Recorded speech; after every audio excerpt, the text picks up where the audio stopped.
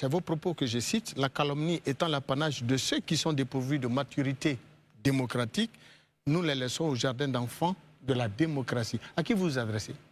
Ben vous savez, les partis politiques, surtout le FPI, lorsque le FPI a été créé, eh bien sa première priorité, c'était la formation idéologique et politique. Et donc, c'était ça qui faisait sa force.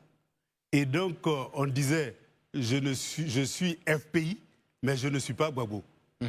C'est ce qu'on entendait dans les années 90. Ça veut dire que les gens avaient absorbé l'idéologie du Front populaire ivoirien et donc militaient pour des idées, non pas uniquement pour une personne.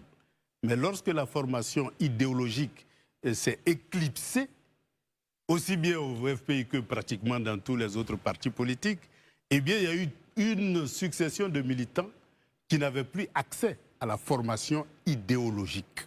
Et donc, nous sommes passés des partis démocratiques fondés sur des idéologies, et l'idéologie a laissé la place à l'idolâtrie.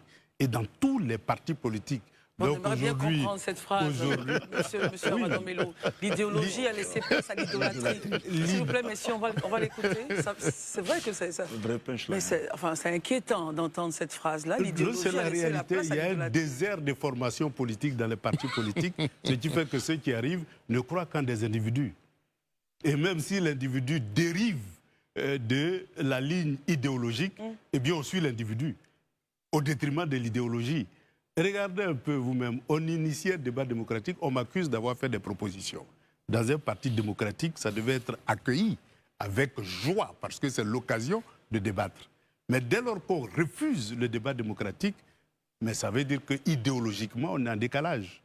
Et donc c'est ça le problème, c'est que l'idolâtrie, vous verrez partout, hein, les pro-Ouattara, pro-Thiam, pro-Gbagbo, on ne dit plus pro-démocrate, pro-socialiste, pro-libéral, on a oublié toutes ces notions-là.